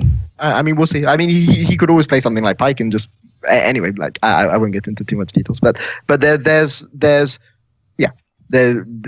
will be a difference in play style, and maybe this is just a double bluff. Maybe they were just joke. We were tricking you. Mickey will be back for playoffs, and all this time you spent analyzing us with Jesus is completely down the drain. Who knows? Next level strategy. This is how they win LCS, Peter. Come on. Yes. They make you waste all of your time. Oh no, my 0%. Okay, can I take it back? Okay, we who knows? Who knows? Right. G2 is a team who consistently throughout LCS have been praised as one of the best teams. They were also it was supposed to be basically them, Fnatic and Misfits, was deciding who the best team was. Where's G2 at right now, Peter? Where do you think they are as a squad? They always beat us. It's really sad. No, G2 are always of a team which are extremely dangerous in playoffs. All of their players are players who are big game players, who you can rely on to perform when the pressure is on. And it doesn't matter, even if G2 lose all the games for the rest of the season, they're a team that nobody wants to play against in playoffs. They're a team that will overperform. They're a team that, they prepare really well for other teams. They sort of revel in the sort of the pressure and put additional pressure on themselves because that's a way that sort of inspires them to do well. And I think that they've been a bit sloppy over the past few weeks, but it's hard sometimes to motivate yourself when you've definitely made playoffs and you're definitely going to finish highly in the rankings. And they will, no matter what their weaknesses are that they show now, they will fix them come playoffs. I'm pretty confident. Even if they can't play Heimerdinger on Hjanen anymore. Do you disagree, Kelsey? I'm not as confident in G2. I think G2 are a better team than Misfits right now, but Misfits are not playing well. So there's not a nice way to say that. So, but I don't necessarily think that. I do think that some of G2's they do have some of the same problems as Misfits, where they weren't really working on parts of the game that they weren't previously good at, that they weren't that great at in spring either. Like Fnatic almost always had better setups than them in the mid to late game in spring, and I still think that that's still the case. And I think we're still seeing some of G2's weaknesses in that stage of the game. I also think that there are some nice things for Hjarnen's champion pool, potentially, that he can bring out that people haven't played that much yet. So he might not have as exploitable a champion pool in spring as he did in spring. So maybe their bot lane won't be as much of a focus this time around. So that could be very good for them. And I mean, I do think that they're the second best team in the league right now. So I'm not saying they're bad, but I don't necessarily, like you say, all of their players are playoff players, but that hasn't always been the reputation for certain players on the roster, like Jankos, for example. Yeah, but So I mean, there's still a lot of things that could go wrong for this team. So, but I still would peg them as second best right now. So. I definitely agree they're second best, but I mean, I guess the question is, do you remember the G2 versus Shalke game where Jankos goes towards mid on 20% health and helps to start snowball the enemy Z by chain feeding the enemy Z? Now, if we're sort of trying to judge how good G2 are as a team, it's about judging whether that is a one-off sort of loss of focus, loss of concentration, which comes from playing in the best of one season, or whether that is a long-term issue with Jankos as a jungler. And for me, knowing Jankos' reputation and Jankos' history, I think that kind of performance is just something. It's a regular season thing, and come playoffs, it'll fix itself. And I wouldn't even look at things like that as part of my main criticism of what G2 are doing. I would say like bigger issues are they consistently able to play to the right side of the map, or are they playing to top like way too often? Even if their draft is more suited to play to top, are they consistently setting up their lane assignments correctly? How are they challenging Baron? How are they setting up the mid wave to place pinks? Things like that I question more with G2 than Jankos wandering to mid lane in a one-off game. So yeah. To be a little bit facetious though, EDG and Flash Wolves have won consistently over the years, just doing one kind of style and doing it consistently so that they know how to play against that style more than anybody else. Yeah, but the question is like, are they? But they win domestically, right? But then we see limitations of that on the international stage. On the international stage, exactly. The question is whether or not we think Fnatic are good enough to challenge teams with those types of limitations. I think they are. So I think Fnatic are too. But I think that G2 are better than people think, because it's very easy to come up with analysis of, Jankos is so bad because he's chain feeding this end, or he's having an unfortunate game, and it's very easy to just say, G2 are trash, and nobody who's working behind the scenes thinks G2 are trash, and everybody is taking them very, very seriously come playoffs, no matter how much they may troll around until the end of the season. Okay, right. So the team that has entered the top of the LCS, here's the bizarre thing, Peter, is every time we've ever talked about the Shalke team since the beginning of this year, it's been the other way around. It's not like now that they're a good team, it doesn't make sense to me. It never made sense to me why they had so many problems in the past, because they clearly had quite a lot of talent in their squad. Now, admittedly, maybe they didn't play around it very well. What do you think of the Shalke team? With amazing, or just since the start of the year? No, right now. Right now, I think that Schalke make. Sometimes they rely on individual outplays, such as Vizicachi poppy ulting the jungler away from certain key objectives, such as against certain teams. We don't talk about that. In order to secure games, but sometimes you have to rely on your big players to make key plays in games which count. And Schalke have shown that they can. The Vizicachi and Nuke Duck especially are capable of making those big plays when they need to in order to be the difference maker in a game which is stalling and going long. So I think that in that sense, that's a positive thing. I think they play slow. They don't play as slow as we do, but they play slow and they play solid.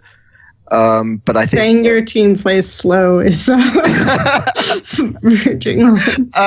That's okay. Well, I mean, how would you prefer to describe Splyce, Kelsey? The only team to lose to H2K in summer sounds like it's a pretty good descriptor for me. The cynical outsider version, Peter, is, well, you have to play slow if you're just not any good at the beginning of the game. I have complete faith that we will be able to dominate first 10 minutes against every single team we play against in playoffs, no matter who they are. Sorry, to go back to Schalke. Put it this way, no one believes, Peter, that you're actually coaching them and they make a sick early game move and you're just like fucking whiplash guy, not quite my tempo, a little bit slower. No one believes that, put it that way. I told you, Zoe, not to solo kill that guy. How dare you chase him into the jungle? Yeah. You've got a perfect record to maintain here. Come on. Yeah. You should be covering that potential bot dive instead of invading enemy jungle. How dare you? Sorry, to go back to Schalke, I think Schalke are a team that are comfortable playing slow because they have trust in their team to make the key outplays when it's required. Now, this isn't always going to work out for them. And, what happens if those key players have an off day or something like this? Who knows what's going to happen? But it's definitely true that they have come very to teams that on paper should be much worse than them, such as H2K. And sorry, Kelsey. They have come. And sometimes it looks like they win games where they shouldn't win, either because of team composition or because they're not playing the game how they should be playing. And when I say team composition, I mean going late, for instance, with a composition which is really hard outscaled. But the fact that they make it work is something which should not be underestimated. I mean, They always have very smart ways of sort of playing the game. For instance, against us, they duoed Baron with Mundo and Sejuani when we weren't expecting it. And with Amazing in the team, they sometimes do things which are not on paper the 100% correct way to play the game, but they can catch you out. And this gives them a little bit more unpredictability compared to last split. Like last split, you could always predict with almost certainty what Schalke would do all the time. And with Amazing, sometimes they don't. And that makes that I think is the difference that's made them a more effective team this split. Even though I think Pride Stalker is actually a really strong jungler.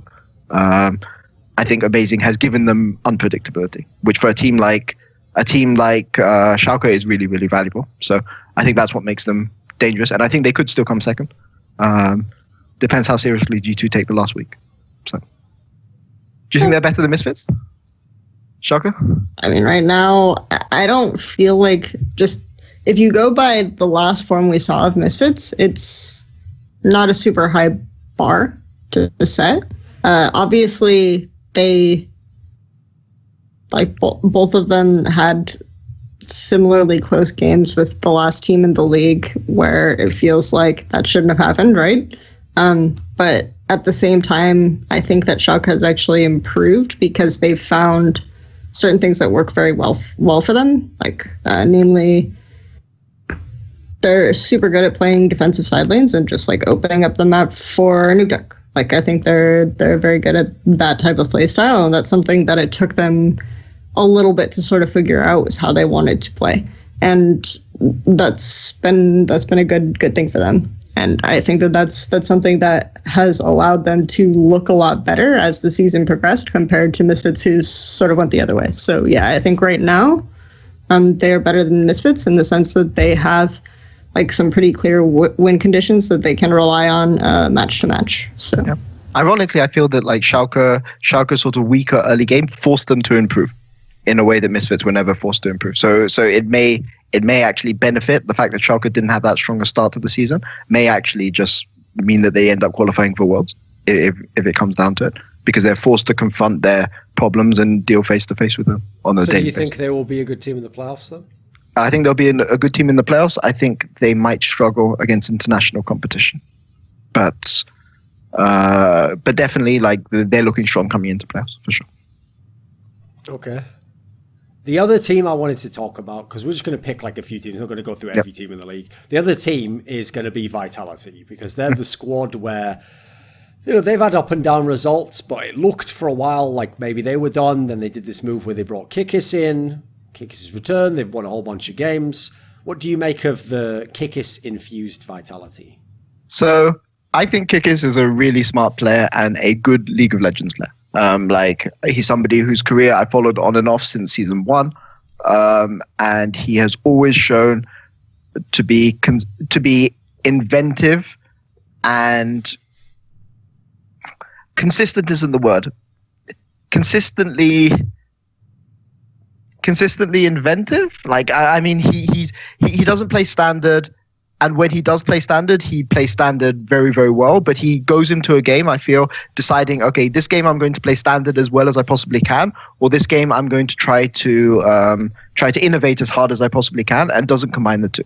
So you don't know what Kikis you're going to get when you're in Champion Select, but once you're in game, he sort of decides, you know, with his team or with his coach or by himself, who knows, this is how I'm going to play the game. And if he's locked into that kind of style, he won't switch as the game progresses. He won't adapt as the game progresses. And it's like you're seeing two different players, but he's something that has definitely given Vitality sort of a rock that they can build around. And I think that Vitality needed to make a change. They were struggling a bit, and Kikis has definitely given them some sort of solidity to build around, although they still play the same style of League of Legends where they like to play with 5 people in the mid lane whenever possible. And they've just come up with more inventive ways to get 5 people into mid lane as quickly as possible. So that's how I feel about Vitality. I think that Vitality might struggle in playoffs, but they have strong mechanical players, so maybe they can just snowball from the early game. If they get out of the early game with a lead, they're almost impossible to beat. But it's getting that early game lead that is difficult. What do you think, Kelsey? I don't know. I think that they're not terrible at getting the early game lead, at least against not teams that aren't Fnatic, I guess. I don't necessarily think it's that difficult for them to get an early game lead. But I do think that they are too quick to skip some steps in setting up for mid lane grouping plays, and that can easily bite them in the butt. And so that would be like my biggest concern with Vitality is just that aspect of the game, is like make sure you're not skipping steps when you're just like really excited to jump on people. Make sure that your side lanes are set up properly, that you have good control of major objectives, stuff like this, when you're looking for like your grouping scenarios, so that you don't overlook something important. And so that's more my concern with Vitality. I think that they do struggle more with that than necessarily getting the early game lead in the first place, because I think a lot of the times being surprising or like roaming bot level 3, like things like this when you don't expect it are some things that like can be really, really helpful to them in snowballing. So in fairness though, they have shown more willingness to, rather than just go 1-through-1 into collapse mid, they've tried more sort of variations of, 2-2-1, 2-1-2 into. It always ends with 5 mid, but they've tried different. I mean, I'm not saying that they aren't thinking about setups, because I actually do think that like they're just skipping steps in some cases. Sure. So like that's more my thing, is like don't overlook certain things that will bite you in the ass when you're grouping. So what do you think are the actual chances for this team if they get to the playoffs? To win or to go to Worlds? Either. I think it's going to be very hard for any team except for Fnatic or maybe G2 to win the split. And of course, and Splyce, who should go into playoffs as the number 1 favorites, despite being the number 6 seed. Of course. I think Vitality, a lot of the gap between the top 6 teams could be decided by who has a better day. And if Vitality have some good days, I mean, they came 4th last split, so they just have to finish better than G2 and us, and they'll go to Worlds as the 2nd seed. So, they beat G2 in the quarterfinals. Come 3rd. He's right, Kelsey. I mean, it's true. Like, depending on what day of the week it is, any of these teams can beat any of them. So, in the case of Splyce, that'll probably happen someday. Yep, it will happen. There's the old joke. And it will. And I guarantee that if on that day, it'll be glorious. Yeah. If Splyce go and play in Madrid, I guarantee you'll have at least 5.5 hours, maybe 7 hours of high quality League of Legends play. High quality League of Legends high quality, not just every game placing defensive wards and making sure you're not going to 55 minutes. Every game going to 55 minutes. I was very happy that lots of the fans seemed to enjoy the 56-minute game we played with Fnatic last weekend, and were congratulating about how high quality the macro was in that game. And as we know, this is always, whatever people tell you is definitely the case for what is going on, and that was definitely a high quality game. And I definitely don't only want to when it's positive. Only when it's positive. Only when it's positive. When it's not positive, it's completely wrong. But so in terms of Vitality, I do think that we are seeing a lot of issues reemerge now that we are having longer games with a lot of teams. And for Splyce, it's helpful, but even let's say H2K, for example, actually had pretty decent late game setups last split, but since we didn't work on it that much because we had very pressing early game issues, I would say that our mid to late game is not as good as it was last split, for example. I just think it's a tragedy that if they're planning to make games really long just for playoffs, I think it's a tragedy because if you're going to play one split on a particular style of patch, keep that style for the entire split so we can see who is the best early game split. The Splyce spent 6 weeks working out how to play this patch. I'm not sure we're 100% there yet, but we finally worked out how to do it. And if games go late in playoffs, everybody will say, "Oh, you just got lucky on a patch," whereas we've just spent 2 months of time working out how to play this. And I think it would be extremely harsh on a team like H2K, who have shown consistently that they could have gone late. And if we'd been in a meta which was about going late, I think H2K could have had a good chance to split. But thank you. Again, since it was positive, I will say that you're absolutely 100% correct. So yeah, that's kind of the thing that I used that as an example because obviously that's a problem that we've been dealing with. But I think that you see it in other teams as well. Teams just haven't been working as much on this aspect of the game, and so that creates a lot of unexpected variables where Vitality could go to Worlds, maybe Vitality, and that's not a knock on Vitality and saying normally they would have no snowball's chance. It's maybe they end up just being better because other teams are haven't worked on this aspect of the game as well, or don't have a better understanding of every phase as the game lengthens out, or their ADC hasn't been working on these types of champions. Whereas if you look at Attila, he's been working on a bunch of different stuff all split. So he has a lot of things that he can pull out in his arsenal. So I think that just certain things like that could easily put Vitality in contention to go to Worlds to represent Europe. I don't think they'll win the split though. So this video was kindly supported by Dean Tanglis, Gardner Wilson, Andreas Snazore Westerlund, Alex Adams, Eddie Wingfors, Daniel Yordanov, Robert Baxter, Travis Greb, Kyla Harris, James Harding, Cesar, and special thanks go out to Matt Shakowski and Jerky's Minion in particular. Want teasers for my upcoming content? How about asking me a question for my monthly AMA? Do you want to take part in a discussion about esports with me? How about suggesting a topic or a guest for my content? Put your money where your mouth is and join the Scrilluminati today.